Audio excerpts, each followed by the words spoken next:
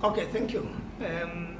At the just ended first meeting of the National Executive Committee for the year 2023, the tone was to set the agenda for the year 2023 and beyond. And the first issues that we looked at was the reset agenda for BFA, which mainly will concern the regions. The reset agenda speaks to 4 pillars.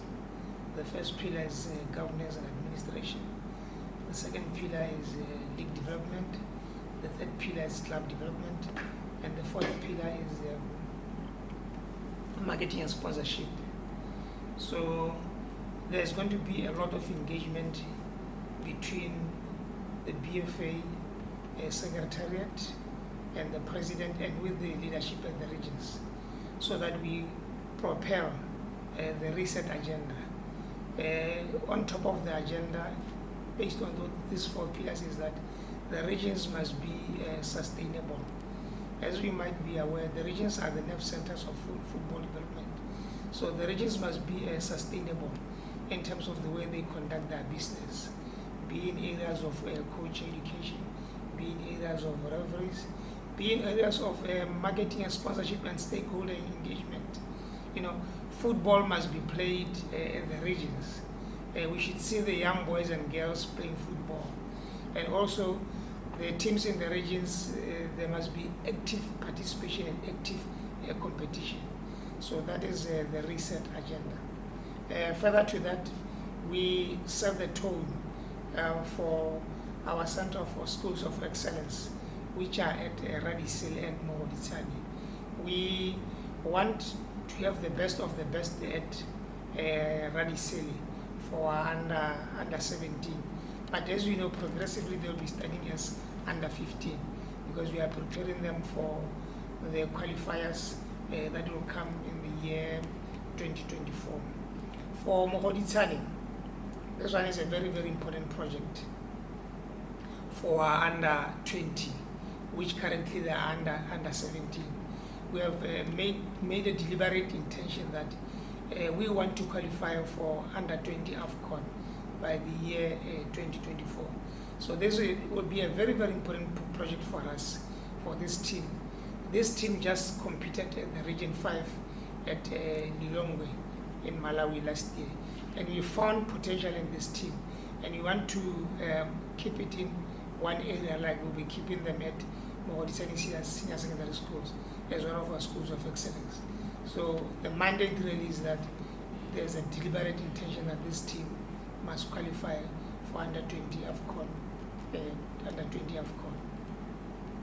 Yeah, so that is about competitions. But you know, when we speak all these things also, it's important that the quality of coaching that goes into these teams, it's of a higher level. So coach education, like I've always said, is a priority, such that football gets good coaching from the regions and even up to the National League. So coach education, like we've always said, and we reiterate, is an important agenda. There's this study that was done by Arsene Wenger that speaks to the level of performance of our national team. And we are going to use that study under the technical development scheme. Because this study says a 17-year-old child who is born in Africa, who is born in Asia, who is born in Europe, who is born in America, who is born in Australia. Why is it that at the age of 17, the level of performance is different? So it spoke highly to the level of coach education that goes into the training of these kids. Because these kids, all of them, for example, you expose them to a 2-hour training, all of them at the same time. You expose them to a 2-hour training. So what is important is the level of coach education that goes in them in this 2 hours training. That will make them to be far superior above the others. So it was seen that coach education is an important aspect. Also, the exposure to competitions before the main competitions, is very, very important. That is why with this under 17 team that will be putting at Mogodisani and Radisele, there's a deliberate intention that now we need to expose them to high levels of competition, be it taking them to Morocco, be it taking them to Spain, Turkey. We need to expose them to high level competitions before the main competition. So that will be one of our deliberate intentions, because between these two, but mainly the under 20, we have to qualify for AFCON under 20.